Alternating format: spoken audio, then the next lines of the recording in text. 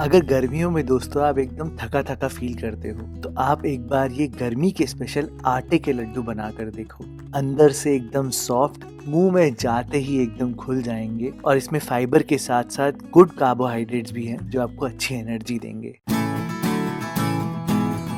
तो फिर देर किस बात की दोस्तों, चलो फिर शुरू करते हैं।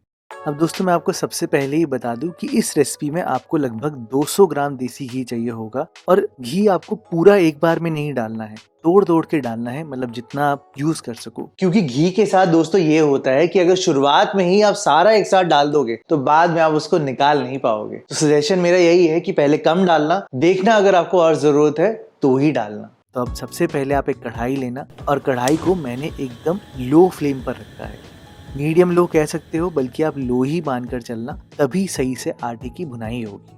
आप यहाँ पर लगभग आधा कटोरी घी डाल देना पहले, लगभग 100 ग्राम के आसपास, और बाकी घी मैं देख कर डालूंगा यहाँ पे। यहाँ पर सबसे पहले टेक्सचर के लिए सूजी को भुनना होगा, तो मैंने यहाँ पर फाइन वाली सूजी ली है दोस्तों, ये मोटी वाली सूजी नहीं है, फाइन सूजी का ही यूज करना है।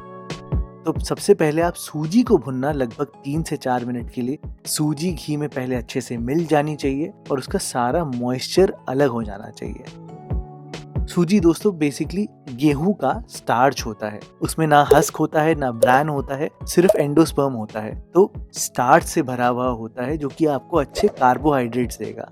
और तो और क्योंकि हमारे घर में आटा एकदम फाइन आता है, यहाँ पर ये जो फाइन सूजी है ये आपको टेक्सचर देगी बिल्कुल बाजार वाला।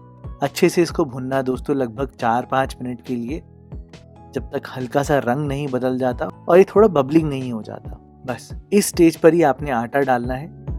मैंने यहाँ पर 150 ग्राम आटे का यूज किया है, लगभग 1 कप के आसपास। और अब आटे को आप सबसे पहले घी में अच्छे से मिलाना। आटे की भुनाई बहुत इंपॉर्टेंट है दोस्तों, सबसे मेन पार्ट है ना इस रेसिपी का, वो यहाँ पर ये भुनाई है। तो गैस को बिल्कुल भी हाई फ्लेम मत करना, जल्दबाजी मत करना। थोड़ा सा अगर आपको ये सूखा सूखा लगे तो बिल्कुल आप यहाँ पर 1-2 चम्मच घी डाल सकते हो, ताकि ये थोड़ा गीला हो जाए और एक एक आटे का दाना जो है वो अच्छे से घी से लिपट जाए। ध्यान रहे आपकी करछी, स्पैचुला, कहीं पे भी आटा रहे ना, उसको अच्छे से निकाल देना दोस्तों। इस आटे की भुनाई में लगभग आपको 15 मिनट लग जाएंगे मीडियम लो फ्लेम पर। अगर बहुत स्लो करोगे तो 20 मिनट भी लग सकते हैं। मेरे कहने पे स्लो ही करना, फास्ट मत करना दोस्तों, नहीं तो बाहर से कलर आ जाएगा और आटा जो है वो अंदर से बिल्कुल कच्चा रह जाता है। आटा भूनते वक्त बस ध्यान देना, जो आप कढ़ाई लोगे वो एक तो थोड़ी मोटी हो और थोड़ी बड़ी हो।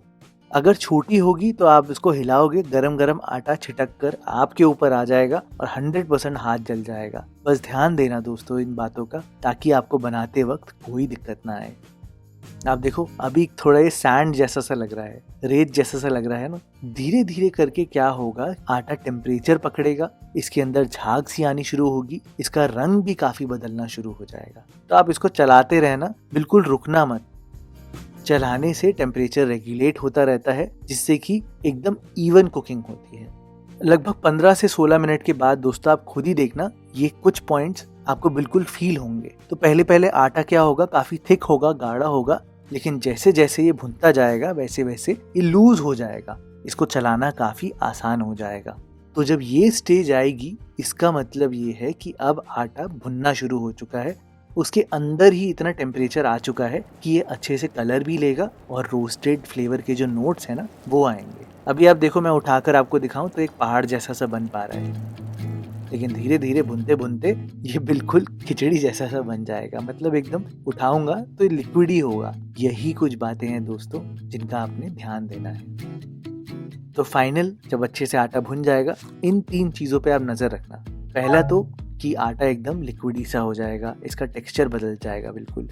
दूसरा, इसके रंग में फर्क होगा, पहले के रंग में और अभी के रंग में। और तीसरा ये कि इससे एक बढ़िया सी भुनी भुनी सी खुशबू आएगी, सूंघ कर जरूर देखना। एंड दैट्स इट दोस्तों। इस स्टेज पर आकर आपने यहाँ पर अब दूध डालना है, लेकिन दूध डालने से पहले आप गैस को बंद कर देना, क्योंकि अगर ऑन गैस में डालोगे तो उससे भाप बहुत निकलती है, आपके ऊपर आ जाएगी। पहले थोड़ा सा दूध डालना, लगभग 4 टेबल स्पून, इसको अच्छे से मिलाना। देखो काफी भाप निकल रही है ना।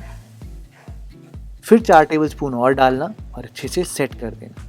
अब ज़्यादा भुनाई नहीं है दोस्तों, अब गैस को आपने ऑन करना है मीडियम लो फ्लेम पर ही पकाना है, हाई फ्लेम पर बिल्कुल नो नो नो है, कोई ऑप्शन नहीं है वो। मीडियम लो फ्लेम पर आराम से अब थोड़ी देर भुनना, 5-7 मिनट के अंदर ये एकदम सूख जाना चाहिए, एकदम चूरमे जैसा हो जाना चाहिए।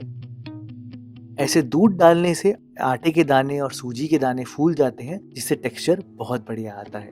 आपने बस बेसिकली तब तक पकाना है जब तक कि ये सारा एकदम ड्राई आउट नहीं हो जाता। आटे में बिल्कुल भी दूध या गीलापन रहना नहीं चाहिए। बस दोस्तों, आप गैस बंद करके इस भुने हुए आटे को एक बड़ी सी परात में निकाल देना और अब इसी कढ़ाई में थोड़ा साफ करके मैंने यहाँ पर 1/4 कप मगज भून लिए हैं।